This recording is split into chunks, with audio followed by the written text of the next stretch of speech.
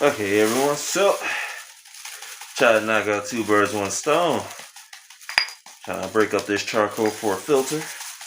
While I talk to y'all about cyber immortality. Now, in a previous video, I was talking about simulated immortality. Now you think, why would I not label this video as cyber immortality? I mean, simulated immortality as well, simply because the simulated immortality I was talking about in the previous video was really just they basically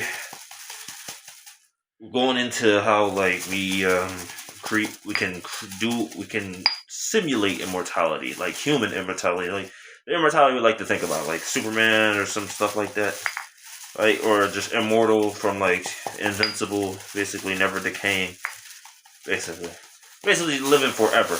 But this is not really necessary.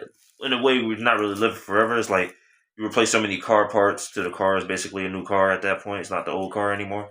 Similar to that with the old video. Basically, you replace so many parts in your human body that you're not the same human as you was, but you're still you still experience your world, but it's like you're living forever, but you're not really, it's not really living forever. It's just, you keep constantly replacing parts, so it keeps you going.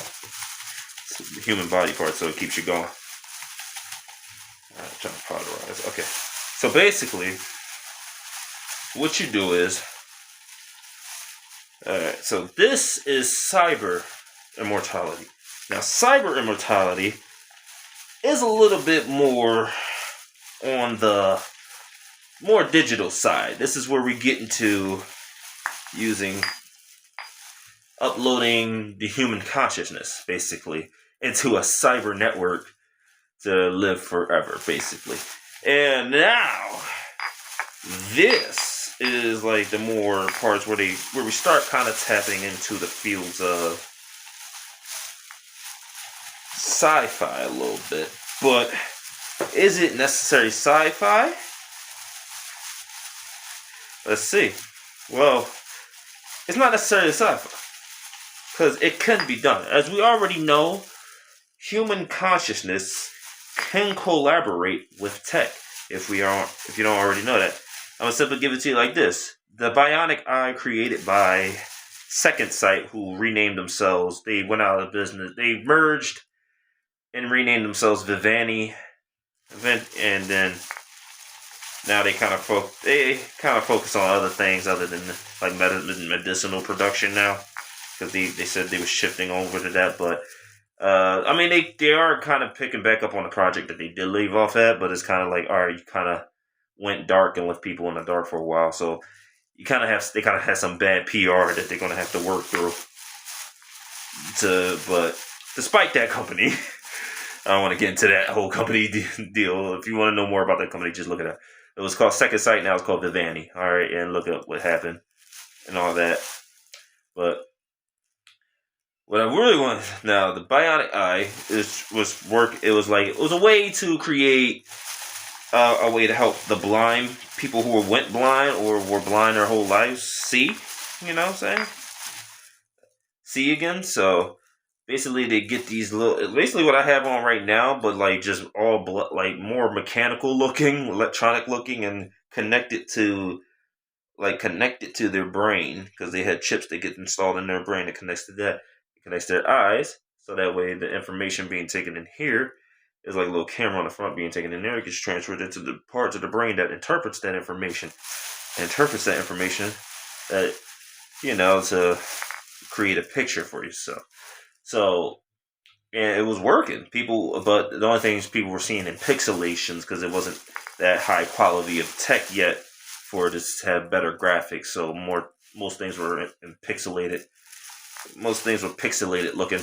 Like if there was a moving object, basically the moving object would be showed as a pixel, like a pixel, basically. So.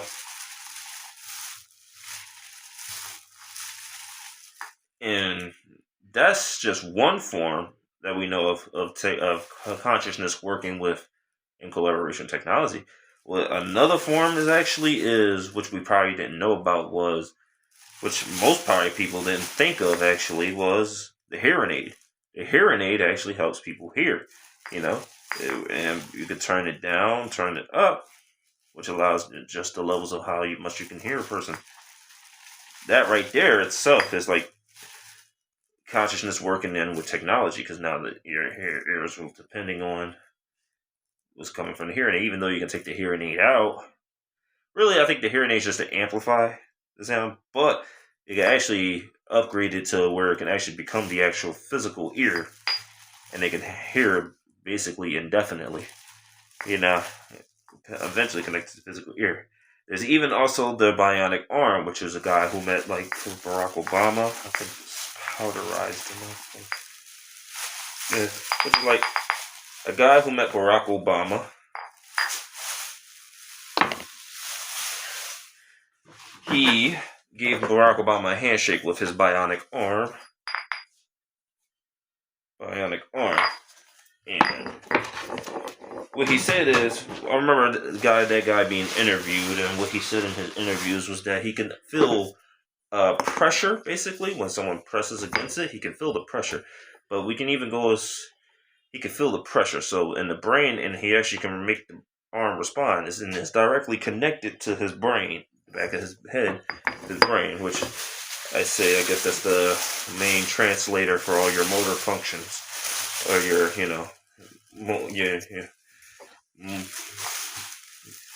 motor functions. I say motor functions, but like, your basic hand movements, and the main thing that triggers the response or do move like this. But there's also parts where that part of your brain, neurons basically, they fire off, but. And they transfer that information to that part of the brain, which, So, that being said, he said he could just feel pressure, but we can even go as far as, like, probably upgrade something like that simply to, like, have sensory touch, which we have technology that already has, like, sensory touch, like tablets, which is what I'm using right now to record this video, phones, and also touch pads on the laptops. If you ever had a laptop, the touch pads, sensory technology. We have sensory technology, and that's the technology we can use to fire off. Instead of him just feeling the pressure of someone like pushing against it, he can actually feel the touch, which would then fire a bunch of signals to his brain, let him know he's being touched. You know what I'm saying? So that's just one. And now, that's just the few examples of technology working in, of the consciousness working in collaboration with technology, and how we can expand upon those technologies, these two, to increase them for better performance on those parts. But we want to get into the cyber immortality aspect of it all, which is basically the consciousness. So what's the importance here is that consciousness can collaborate with technology.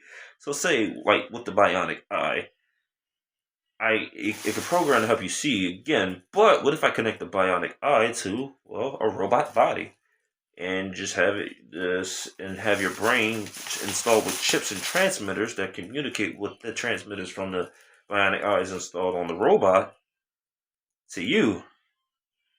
Now you'll be able to see with what the robot is seeing.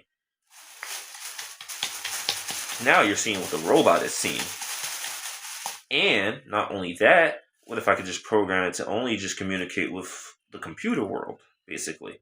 So I could program your bionic eyes to just communicate with the computer world itself, basically like a virtual VR set connected to your head. So I could put your headspace in the VR world instead of the real world. So this now, or I can program some stuff to, like, if you have you walk around, see Mario everywhere, just program that into, but that would be like hacking purposes.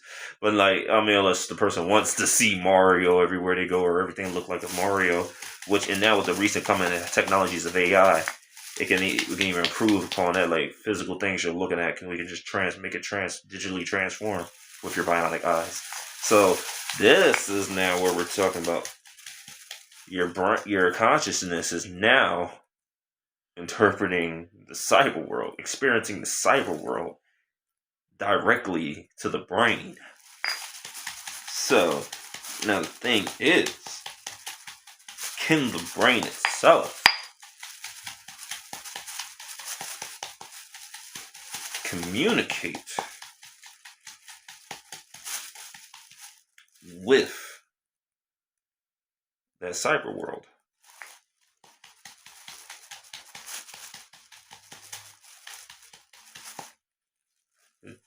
This is the part where we don't necessarily know. So that's the whole big deal with that. We don't necessarily know. Can the brain can the brain interact?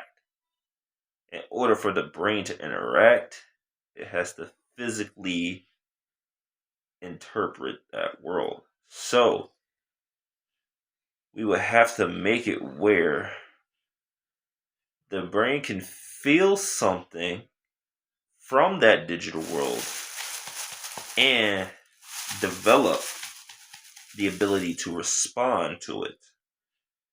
So now, let me bring you back to the bionic arm, the concept of the bionic arm. Remember, we're trying to get into, is this a plausible thing we can really do? Can the brain interact with the digital world?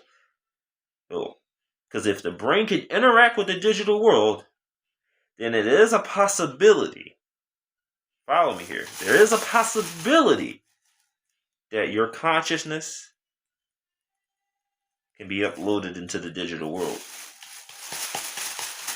So, it's a possibility. Now, when we get into it, I want to think about back to the bionic arm is what I said. Back to the bionic arm when I was talking about how we can expand upon it by introducing sensory touch with sensory technology. Now, if we do that, now that is plausible. Obviously, that is plausible. By that simply being plausible, I can theorize that through that, just through sensory touch, through the sensory touch, that information is being digitized and interpreted by the technology, which then transfers that information to your brain. So, it then transfers that information to your brain. Okay? So this is digital information being translated to your brain that something is going on this part of you that's connected to you, connected directly to the brain, okay? Which allows the consciousness to experience it. So it then allows the consciousness to develop a response, which will trigger in the brain to move the arm. Because we already know that the brain can already trigger movement in the bionic arm, as evidenced by the guy who gave Obama a handshake with that bionic arm that's connected directly to his brain. Now, by it being physical, there is a possibility through the possibility of studies on that, if we ever expand upon that bionic arm and include sensory touch, it's a possibility that through the understanding of that and how that scientifically works, that we can completely digitalize sensory experience, the sensory touch of the experience, like sensory touch. And if we can digitalize that sensory touch, we can also digitalize all the other sensory things that we experience through our senses. So, I'm saying it's like, okay, we got these, you know how there are physical circuits, like with and or circuits and all that, like physical circuits with transistors, like and or and no or not, knots and all that. Yes, we have physical versions of those circuits, but we've expanded technology so much to now we have digital versions of those circuits. And I know this because I've read this in my computer architecture book, which I don't have on me. It's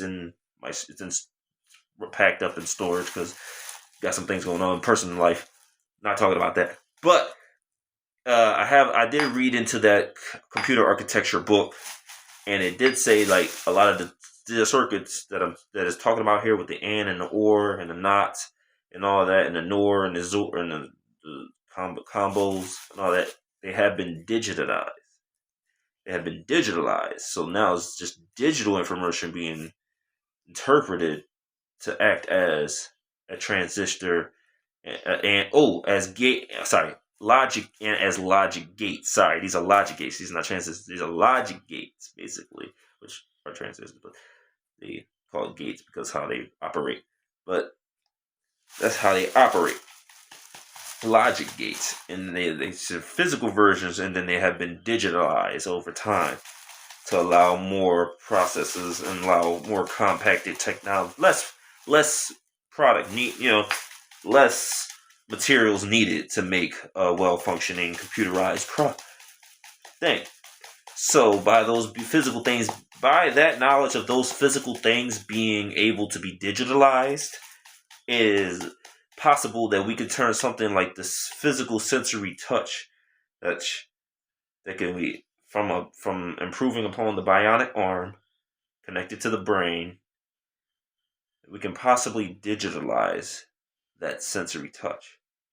So now, by possibly digitalize that sensory touch to the consciousness where it can interpret it, this will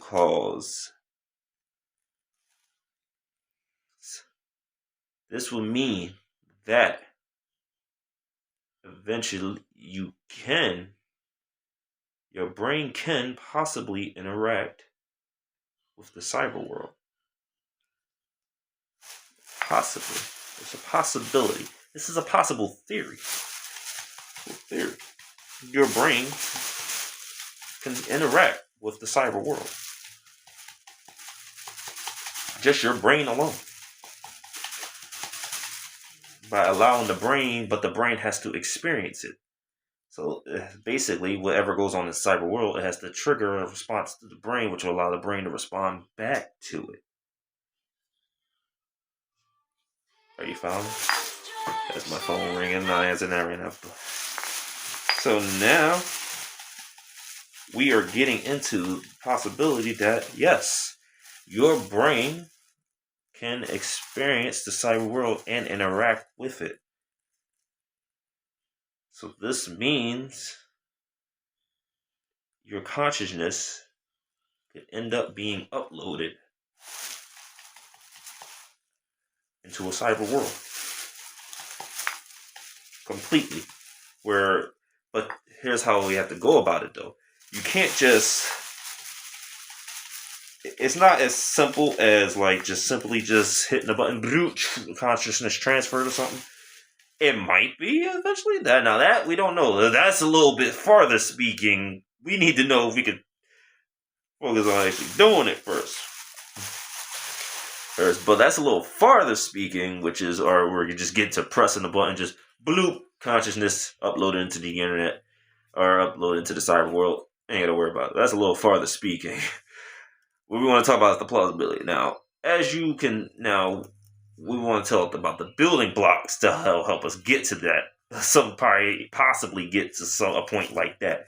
The building blocks to get to that would mean we would have to constantly do experiments where of watching how do digital communication from different type of robotic limbs and sensory touch translated to the brain, and allowing the brain, and then figuring out how to translate that into the cyber world and allowing the brain to interact with that.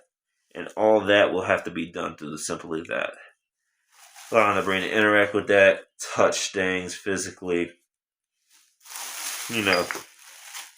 touch things physically in the cyber world, allowing how to make that information transfer. So we have to see how that information transfer through the robotic limbs, the sensory touch on the robotic limbs, to the brain. Watch how the brain, makes sense of it, then it responds back. So that way we can simulate that into the cyber world. Like actually digitalize that into the cyber world and allow you to do the same thing. Like me grabbing this right now and doing this in real life, we can figure out how to translate all that information into the cyber world, so that way when it can respond to the brain, which will allow me to imagine me in the cyber world actually doing digitally, just doing this, responding to it. I can feel the impact of it actually hitting it, and then bringing it back up to know when to go slam it back down and crush the charcoal in the cyber world. So that's a lot of complex studying going on, which not something we as humans shy away from. We've done it before, we'll do it again. I'm at my 20-minute mark. But at the same time, so is it possible? Cyber reality.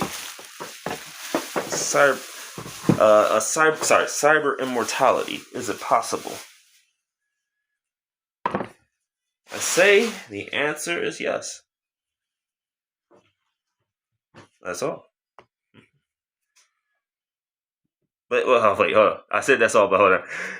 I say the answer is yes. It is It's possible. It is possible. It can be done. It can actually really be done. Now, all it takes is for the studies to be done, the actual physical work to be done to prove that. Now, signing out.